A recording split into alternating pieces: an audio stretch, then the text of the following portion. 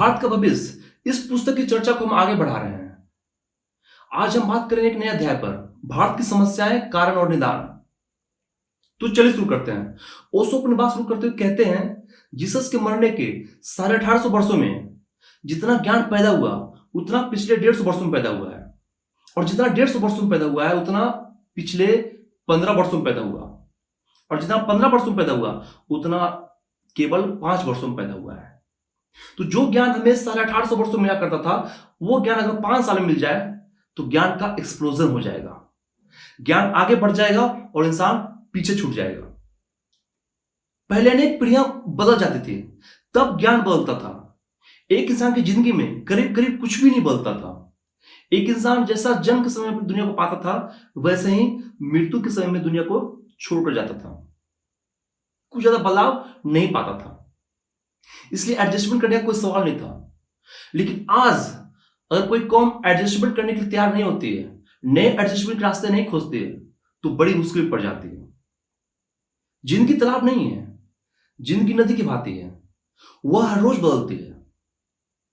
नदी का तट हर रोज बदलता है, वृक्ष हर रोज बदल जाती है, पक्षी हर रोज बदलते हैं, नदी के पास स्नान करने वाले लोग बदल जाते हैं। नदी को हर दिन नई दुनिया के लिए राजी होना पड़ता है। हिंदुस्तान अब तक तालाब था, यह पहली दफा नदी बनाया, इसलिए मुश्किल पड़ेगी। अब एक जीवन में 25 बार ज्ञान बदल जाए तो मुश्किल तो बढ़नी ही है।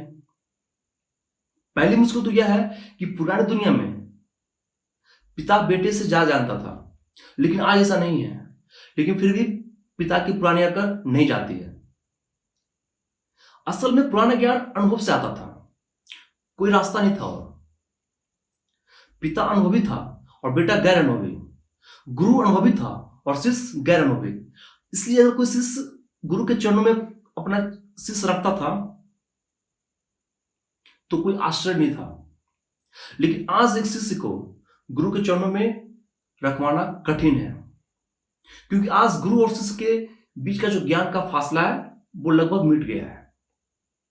इस समय भारत के सामने जो समस्याओं की जटिलता है वो ये है कि पिता कहता है कि वो बेटे से ज्यादा जानता है, गुरु कहता है कि वो शिष्य से ज्यादा जानता है क्योंकि उसकी उम्र ज्यादा है। ये पहले की दुनिया में सच थी, लेकिन अब ये सच नहीं है। अगर आप 30 साल पहले कुछ पढ़े हो तो 30 साल में कई चीजें बदल गई है, कई नई घटनाएं हो गई हैं। आपका ज्ञान एक तरह से आउट ऑफ डेटेड हो गया है, आपकी जानकारी बिल्कुल व्यर्थ हो गई है। उस ज्ञान को अगर हम बेटे पे थोपेंगे तो निश्चित रूप से है कि बगावत पैदा होगी, और आज ऐसा हो रहा है। हिंदुस्तान के बेटे बगावत पैदा कर रहे हैं। उस बगावत का जिम्मा आधा बाप का है और आधा शिक्षक का है। जब बाप और बेटे के बीच कुछ बातचीत होती है तो एक तरफा होती है, वन वे ट्रैफिक है। जब बाप बेटे को कुछ बोल रहा होता है तो बेटा चाहता है कि कब निकल भागे, और बेटा जब कुछ बाप से कुछ बोल रहा होता है तो बाप भी ऐसा ही चाहता है कि वो कब खिसक जाए। हिंदुस्तान की समस्याओं का जो सबसे बड़ा कारण है वो यह गैप, यह अंतराल, ये खाई जिम्मेवार है। बाप की बात बेटा नहीं समझ पाता, बेटे की बात बाप नहीं समझ पा रहा है, और ये खाई अगर बढ़ता चला गया तो हम गहरे गड्ढे में गिरेंगे। और हम गहरे गड्ढे में इसलिए गिरेंगे क्योंकि बेटे के पास ज्ञान और ताकत तो है, लेकिन विजडम नहीं है। नॉलेज और विजडम में थोड़ा सा फर्क है। नॉलेज तो कहीं से दिया जा सकता है, लेकिन विजडम जीवन को जीने से आता है, जो आज भी बाप के पास है, बूढ़े के पास है, गुरु के पास है। हालत करीब करीब ऐसी है जैसे मैंने कहानी सुना है कि एक अंधा था, एक लंगड़ा था, दोनों जंगल में फंस जाते हैं और जंगल में आग लग जाती है। लंगड़ा भागना चाहता है, उसके पास आंखें थी लेकिन पैर नहीं थी। अंधा देख नहीं सकता था लेकिन उसके पास पैर था। तो दोनों ने एक तरकीब निकाली, अंधा रास्ता दिखाएगा और लंगड़ा अंधे पर सवार हो जाएगा। इस तरीके से दोनों जंगल से बाहर हो गए। इतनी बुद्धिमत्ता अगर हिंदुस्तान के मां बाप और बेटे निभाएं तो हम इस मुल्क को बचा पाएंगे, वरना इस मुल्क को हम गहरे गड्ढे में गिरा देंगे। बेकर ने कभी कहा था, नॉलेज इज पावर।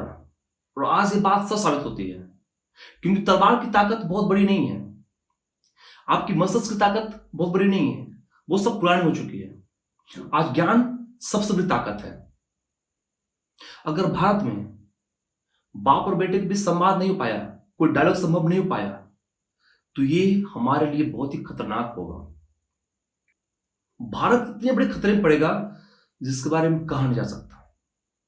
इस समस्या से बहुत सी समस्याएं पैदा हो रही हैं, चाहे फिर इस समस्या का नाम नक्सलाइट हो, चाहे स्कूल में बसें जलाए जा रहे हो, चाहे स्कूल में पत्थरबाजी हो रही हो, समस्या कोई भी हो, लेकिन इसकी बुनियाद में यही है, एक संवाद, एक डायलॉग था जो खो गया बाप बेटे के बीच। जिस डायलॉग की मैं बात कर रहा हूं, उस डायलॉग को, उस संवाद को युवक को ही शुरू करना पड़ेगा, क्योंकि बूढ़े को चिंता भी नहीं है भविष्य की, क्योंकि उसका भविष्य है भी नहीं। भविष्य है तो वो युवा की, इसलिए फिक्र उसे ही करनी पड़ेगी कि कैसे वो अपने बाप से जुड़े, कैसे संवाद बनाए और उसके अनुभव का लाभ ले। लेकिन मजे की बात यह है कि जवान निश्चिंत है और बूढ़ा चिंतित। ओशो आगे कहते हैं कि हिंदुस्तान के युवाओं को यह चाहिए कि कैसे वो नए काम को पैदा कर सके, उसे पुराने ढंग से काम मांगना छोड़ना पड़ेगा। अब हिंदुस्तान में कितने इंजीनियर हैं जो बेकार हैं, लेकिन कभी कोई इंजीनियर फिक्र नहीं करता है कि किस तरीके से जमीन के अंदर घर बनाया जाए, किस तरीके से समुद्र में घर बनाया जाए। एक अमेरिकन इंजीनियर सूलर ने एक योजना दी कि किस तरीके से सस्ते दामों में, कम खर्च में समुद्र में घर बनाया जाए।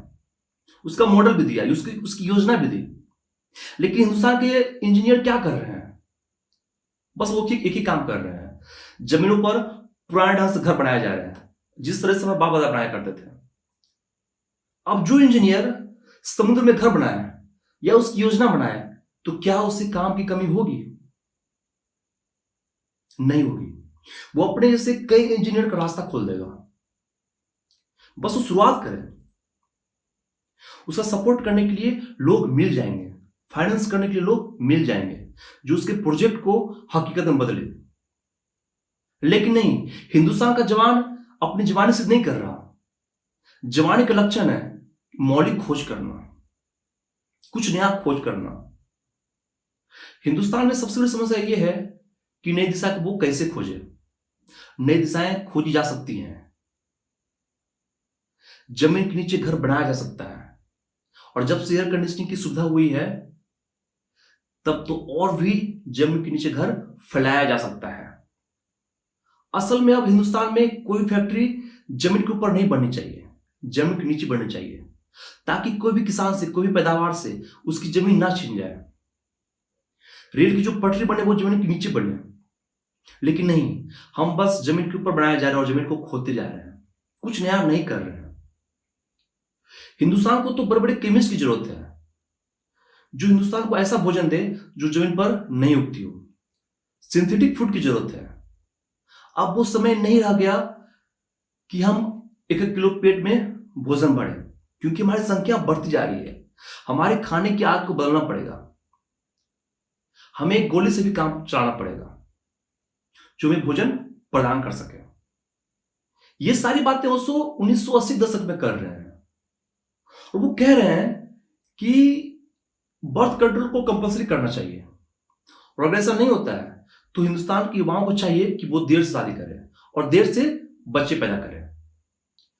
अगर ऐसा नहीं किया गया तो नहीं चल सकता, क्योंकि हमारा मुल्क हर रोज बड़ा हो रहा है, समस्याएं हर रोज बड़ी हो रही है, और हम सिर्फ नारेबाजी करते हैं, हड़तालें करते हैं। नहीं, हिंदुस्तान के युवाओं को हड़तालें करना बंद करना चाहिए। उससे अपनी ताकत, शक्ति को सृजन में लगाना चाहिए, क्रिएटिव में लगाना चाहिए, कुछ क्रिएट करने में लगाना चाहिए कि हम कैसे निर्माण कर सकें नए। तब जाकर 50 साल में इस मुल्क को हम बदल सकेंगे और नए सौभाग्य के दिन हमारे आ सकेंगे। आज के लिए इतना ही। इसकी आगे की चर्चा हम लोग अगली वीडियो में करेंगे। तब तक के लिए धन्यवाद।